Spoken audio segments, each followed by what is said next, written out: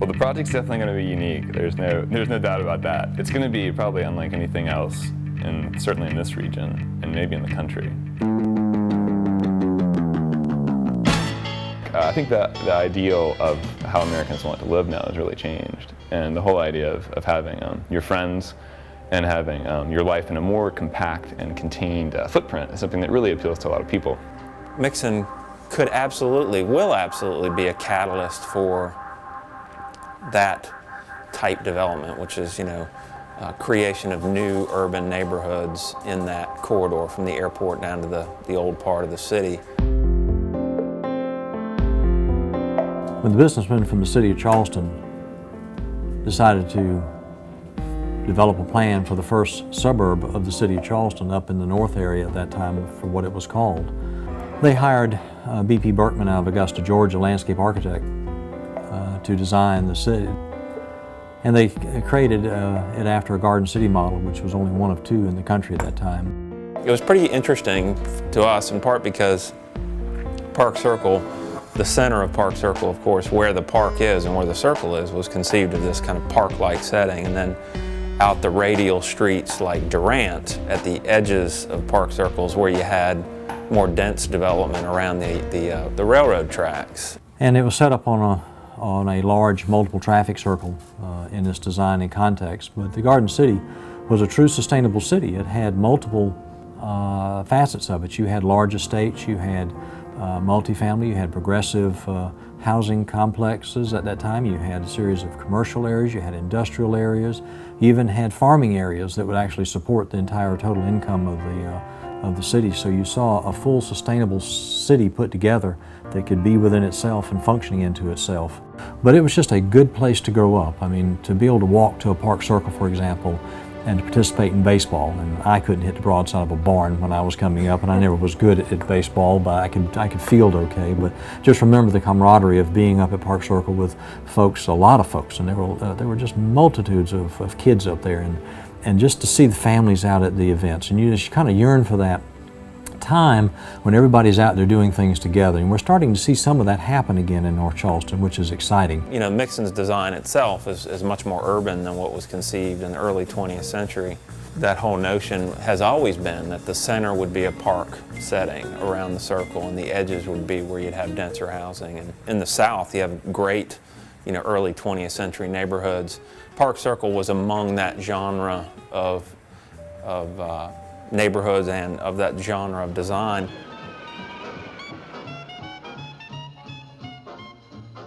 There was a housing fair. Humanities Foundation was there, and that's where we did the initial needs assessments. After the housing fair, I began to follow up with the tenants that I had done needs assessments with. I would go to Calhoun Homes about once or twice a week to follow up with people, to allow them to ask me questions if there were things that they needed help with, and to just generally kind of guide them through the process of having to find a new place to live. I met with about 84 families or households who were residents of John C. Calhoun Homes. About 56 ended up receiving assistance. And the household types were really varied. There was a lot of families with children, a lot of elderly, actually several people who had lived there for most of their lives, who had to relocate, and then some single people, unaccompanied people as well. So it was really a wide range of people living in that development. But as time went on, they were okay. People found that they were going to have a new place to live, that this could be a good thing. We're standing at Mixson, which is going to be a new mixed-use development here on the site of the old John C. Calhoun Homes in North Charleston. And we're standing in the middle of a bunch of houses that have been here since 1941. This art project was sponsored to essentially look at those houses in a way that people hadn't necessarily done. So they were probably far past their design lifespan.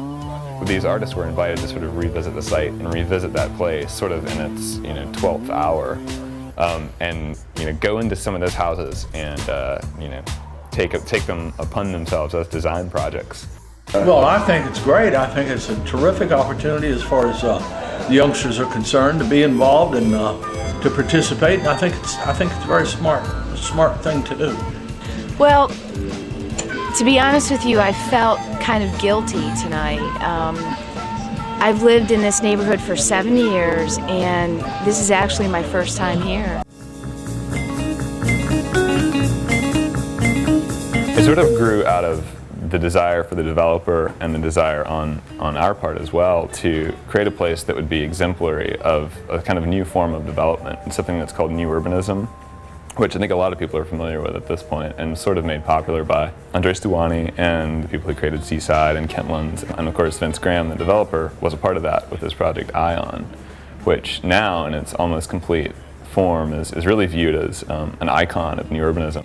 Mixson is coming at a different time in this country's history, in the sense that people are more and more understanding that we have to be cognizant of where we live and how it affects the environment. But a lot of times we tell our students who have often never heard that to just go out and walk around Charleston, and that usually embodies what new urbanism is about, as opposed to the way that we've built pretty much since World War II in America, with uses that are separated and with wide streets that have massive setbacks and with the need to drive from point to point.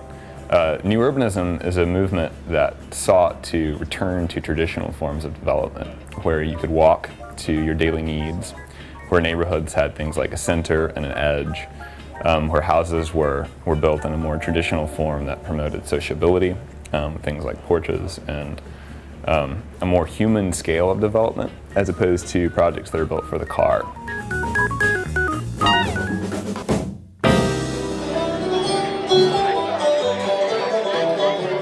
I mean, based on the schedule that we have now, and work will be starting on the site here in the late summer and fall of 2007. Over the next 5 years, you would have phase one being constructed, and phase one would consist of a range of houses and even some commercials. So this is happening now.